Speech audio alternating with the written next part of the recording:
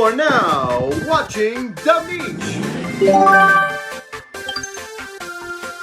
Nintendo had their most successful console generation of all time. Their games during this generation captured an audience of Nintendo fans and casuals alike. Considering such massive success, Nintendo was confident following it up. So confident that they thought, this generation was so successful, we could easily do it again with a sequel system. Our last generation was so successful, we can even raise the prices to an extreme level and consumers will still eat it up. That sounds exactly like the story of the Nintendo Switch 2. But what I'm actually referring to is the story of the Nintendo 3DS. The backlash to the Nintendo Switch 2's pricing of games, as well as the console itself to a lesser extent, has been insane. Nintendo just had their Treehouse live presentation, and throughout the entire 4 hours, the only comments were a consistent, drop the prices. It's not just the critical die-hard Nintendo fans out there. Casuals are even angrier, and even huge YouTubers like Critical are mad about it. But during this grossly overpriced circus from hell Nintendo is putting on, I couldn't help but get deja vu. Why is this whole situation so familiar? Why is it not completely alien? That's because a very similar situation happened with the Nintendo 3DS. In this video, we'll be taking a trip to 2011 and revisiting the story of the Nintendo 3DS, a cautionary tale of what happens when Nintendo gets cocky after a successful generation. If you thought the Nintendo Switch era is Nintendo's most successful generation, the Nintendo DS and Wii generation was also a goldmine for Nintendo. Combined, the Nintendo DS and Wii sold a whopping 255 million units. That's over 100 million more than the Nintendo Switch. Considering such enormous success, Nintendo followed up the generation with direct successors to the Nintendo DS and the Wii.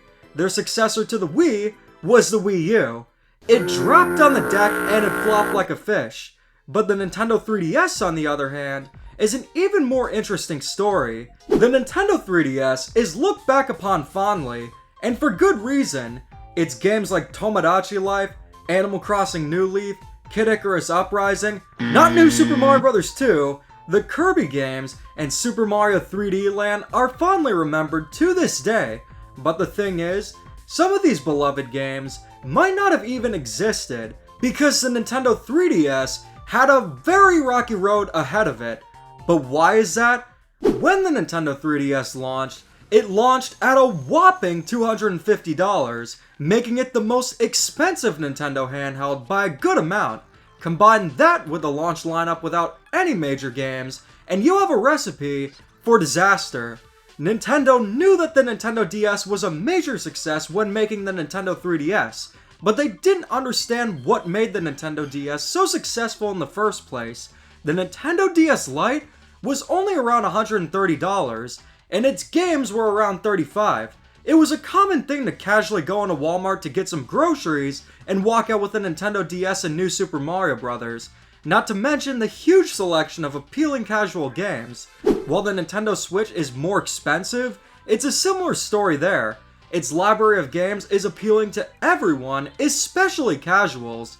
This is the most key aspect in understanding the parallel between the Nintendo 3DS and the Nintendo Switch 2. You have a sequel to the Nintendo DS, and in its first few months, it's struggling. Not slightly. It was really bad. Nintendo was soaking it all in, realizing full well what greed does. Considering how expensive the 3DS was, it scared off casual consumers. Even fans didn't initially want it because of the weak lineup of games. This put Nintendo in a bad situation, and they needed to act fast. The Nintendo 3DS launched in March 2011, but approximately 5 months later, Nintendo dropped the price from $250 to $170, and for those who bought it at launch, they weren't betrayed. Nintendo gave them 10 Game Boy Advance games and 10 NES games. Those offerings don't sound like a big deal now, but this was in 2011. NES nostalgia was really high, and Game Boy Advance wasn't that old. The Nintendo 3DS had such a disastrous launch that they literally had to significantly cut the price and apologize to early adopters with the ambassador games. With the Nintendo Switch 2, unlike the Nintendo 3DS, the game lineup is really solid. The lack of games is not going to be an issue. However, there may as well be a lack of games because it's been confirmed that the standard will be $80 going forward. It's not just for Mario Kart World. It's been confirmed that the Nintendo Switch 2 edition versions of Super Mario Party Jamboree and The Legend of Zelda Tears of the Kingdom will also be $80. There is some good news though. At the very least, Donkey Kong Bonanza is $70. Considering the cost of 4K development and the fact that games have been $70 for a few years now, it's not something I'm excited about, but I understand it. $10 difference, not so much of a big deal. But when you get into the $80 range, that's going to be a problem. The price of the Nintendo Switch 2 itself also isn't that big of a deal. It's $450, which is $50 more than I would have hoped for, but in the grand scheme of things, not a big deal. But the standard for games being $80? Nintendo has lost their damn minds. Nintendo had insane success with the Nintendo Switch generation. Mario Kart 8 Deluxe is one of their best-selling games of all time. They believe that they can do no wrong, and people will buy them regardless of how much they charge for them. And to an extent, there are people who will buy them. If you're a huge Nintendo fan, of course you're going to want to play the newest games and have the latest system. If you're watching this channel, there's a good chance you're a diehard Nintendo fan like I am. When we hear the prices, the idea of it'll sell well anyway makes sense because even with them, we still want to play the newest games and get the newest system. But us as diehard Nintendo fans, you know what else we probably got? The Wii U. A main demographic for the Nintendo Switch is not just Nintendo fans. This is a demographic that made it so popular to begin with, and that is with the casuals. Casual fans are not like us where we lose our minds seeing a cow drive. The casuals usually pick up a few Nintendo Switch games like Animal Crossing, Mario Kart, and Pokemon and are perfectly content. The Nintendo Switch and its games also aren't that expensive either. You could get a Nintendo Switch Lite and Animal Crossing for just $260. Another important demographic is parents. But why? Before getting into it, make sure to leave a comment and subscribe to the channel. It's been a dream of mine since I was a kid to get that silver play button, and we're only 20k away from 100k. I also started channel memberships, where you get perks for joining, and it'll help me continue making videos full time. And considering the prices of Nintendo games nowadays, memberships will help greatly. Parents and casuals aren't as invested in the history of a series like Mario Kart. They see a game like Mario Kart 8 Deluxe and know it's going to be good. But parents and casuals are used to the reasonable prices.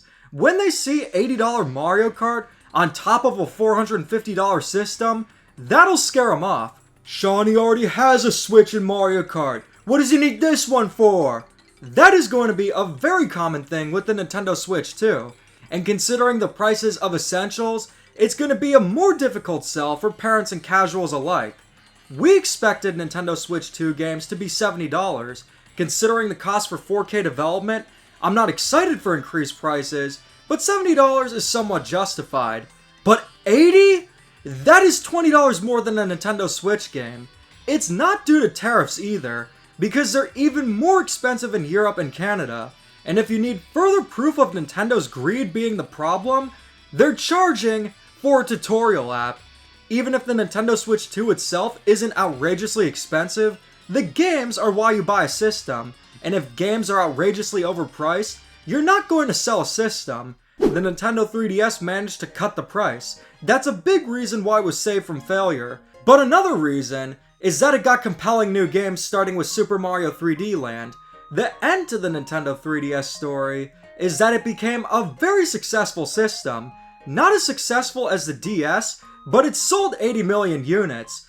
That's more than every Nintendo console except for the Wii and Switch. It had a very long life, getting new games up until as recent as March 2019 with Kirby's Extra Epic Yarn. Nintendo realized that making their games and systems as accessible to everyone as possible was nothing but a good thing. we eventually got the Nintendo 2DS and Mario Kart 7 bundle for guess how much? $100? Maybe $110? No, $80! The cost of Mario Kart World. I really hope that the backlash causes Nintendo to backpedal.